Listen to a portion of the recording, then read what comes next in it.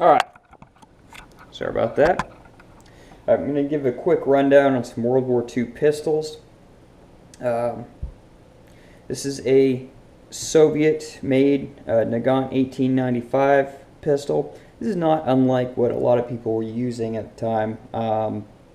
Pistols weren't really seen as a major arm, so having, World War I style revolvers really wasn't that big a deal.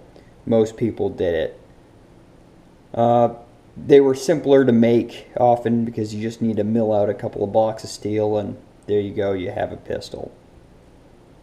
What makes these special versus all the other ones is that, yes, this is a 19th century design, so it doesn't have a flip out cylinder or anything. You load in through a loading gate and you would stick your round in.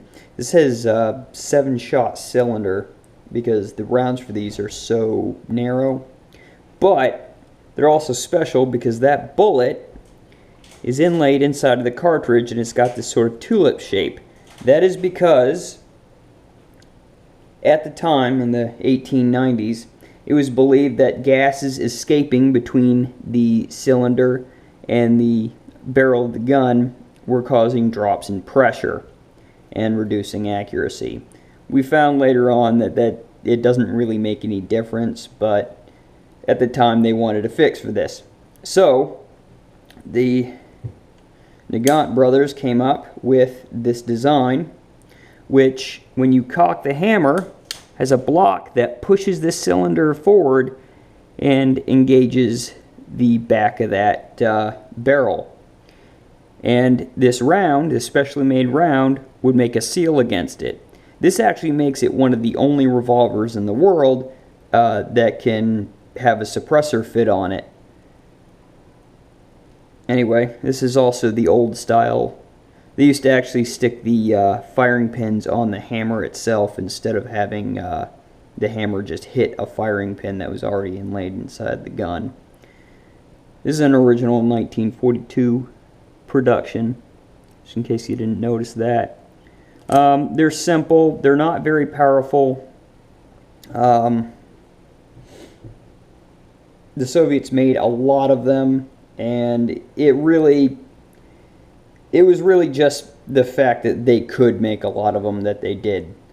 They already knew that these were antiquated, they weren't very good.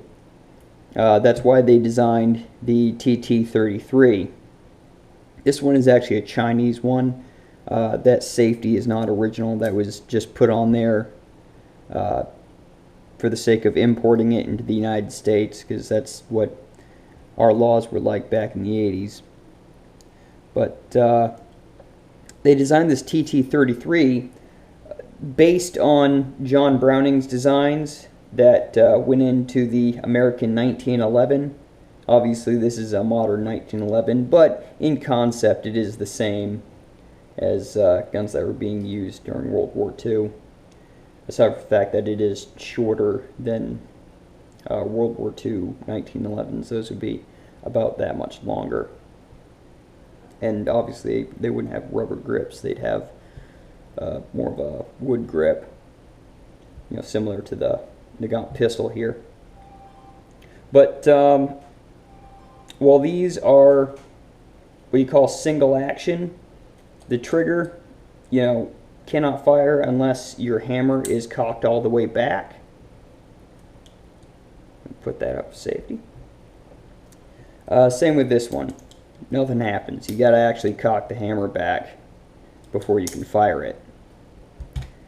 But this pistol is what you call double action. If you pull the trigger, it'll pull the hammer back and fire it. We're gonna let that down so that you don't hurt it. But it also fires in single action, which is where, just like these other ones, you pull the hammer back and then it's ready to go. However, in single action, or in single action only revolvers, you have to pull the hammer back every time. Whereas in a semi-automatic handgun, the slide comes back and cocks it. This automatically stays open on a empty magazine, as is the 1911 it's loosely based on. The Soviets would use these from about the 1930s into the early 50s when they replaced it with the Makarov pistol. It was originally meant to completely replace the Nagant pistols, but they wound up being used side by side. The TT Tokarev pistols were given to more advanced and skilled soldiers, and then these were more or less given to clerks and anyone who needed some sort of firearm but wasn't in a position where they were actually fighting. These were actually very common in executions, and interesting enough, it's with these pistols that the game Russian Roulette was invented. Yeah, that's most of it. All right.